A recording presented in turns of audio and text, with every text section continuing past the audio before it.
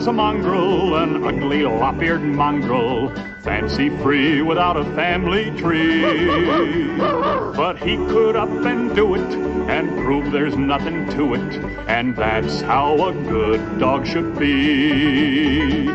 Here, yeller, come back, yeller, best doggone dog in the West.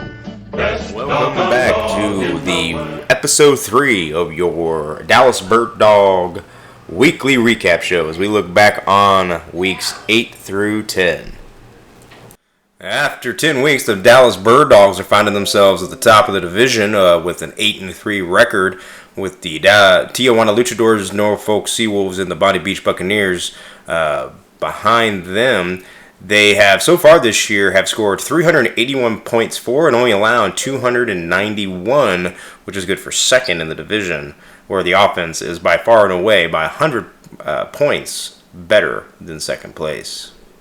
To kick off this recap, we got Week 8. The Dallas Birddogs go and take on the Minnesota Grey Ducks, who themselves are at the top of their individual division over in the north. And this was quite the barn burner, with Dallas and Minnesota going back and forth. Let's jump right in. In the first quarter, right off the bat, Ivan Tostovich catches a 75-yard pass from quarterback Ricky Stanzi for the first score of the game. Soon after that, Minnesota strikes back with a Vincent Sharpie Jr. 3-yard pass from Casimir Olez Jr.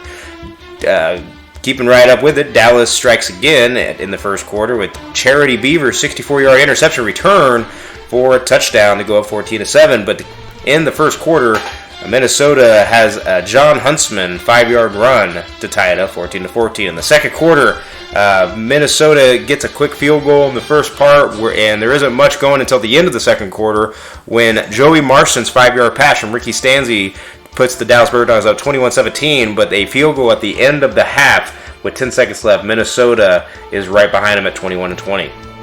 Kicking off the third quarter, Dallas has an Eric Gear 2-yard run to make go up 28-20, and Eric Gear with another 2-yard run a few minutes later to go up 35-20 as Dallas extends the lead.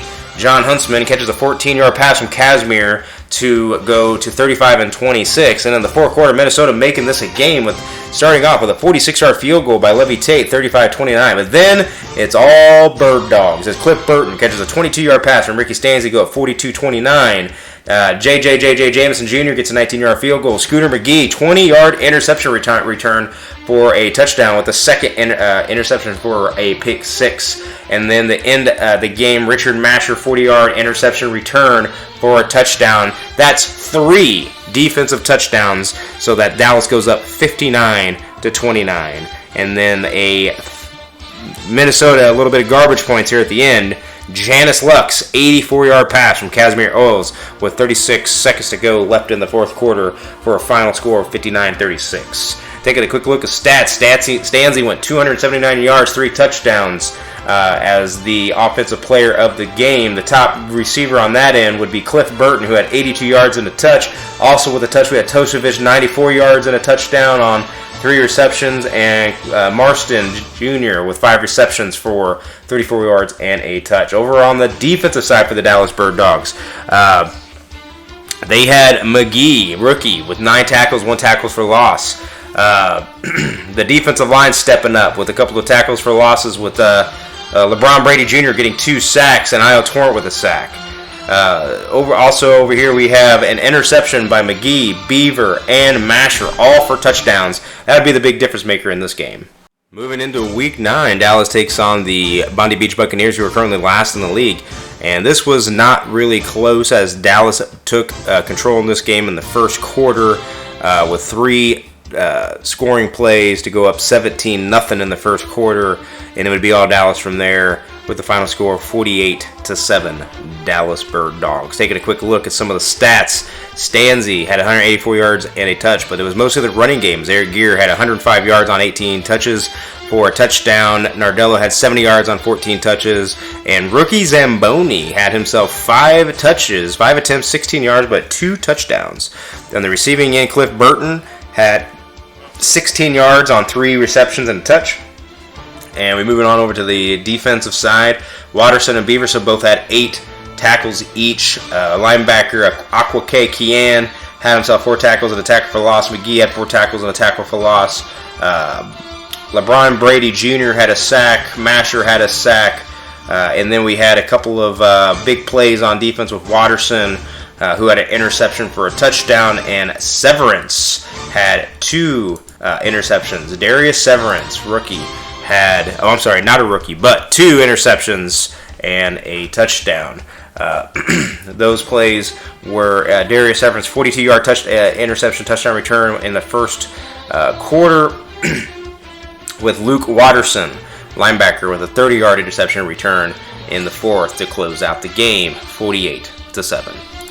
All right, and we have Week 10 against the Pythons from Portland, who have been having a pretty good solid season themselves. They're currently sitting at last place in the North, but honestly, it's only their defense is among some of the best, only giving up 198 points. It's just the offense hasn't been quite there, as they're currently last place in the North Division. Getting right into the game, the Portland start off the scoring with a 30-yard field goal by Tony Robot, and with 5 minutes to go in the first.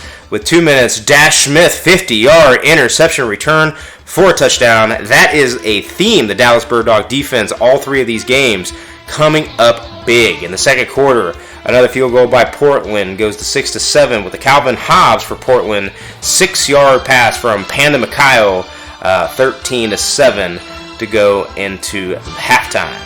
Coming out into the third quarter, Dallas comes back with a Jimmy Nardello 4-yard run to go up 14-13. Portland gets another 56-yard field goal by Tony Robot to go up 16-14. But then Dallas would strike right back with a 28-yard field goal by J.J. Jamison Jr. and go up 16-7.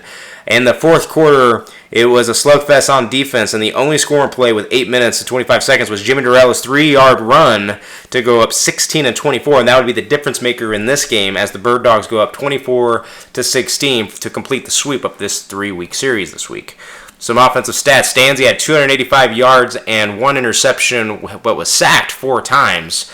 Nardello was the running back leader with 11 attempts, 44 yards, 2 touchdowns.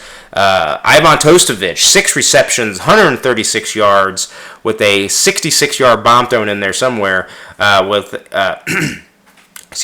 Burton, rookie, with 4 receptions, 91 yards. And even Leroy, 6 receptions for 53 yards. Over on the defense, another big day for Aqua K. Kian, linebacker, with 9, leading the team with 9 tackles. Watterson, 8 tackles and 1 tackle for loss. Beaver had 5 tackles. We have LeBron Brady Johnson with 4 tackles, 1 tackle for loss. Torrent with 4 tackles, 1 tackles for loss. Beaver with the lone sack.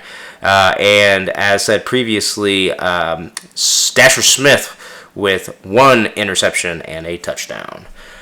Well, that'll do it for this week, as we are already a couple of games into this week, as this episode is coming a little bit later.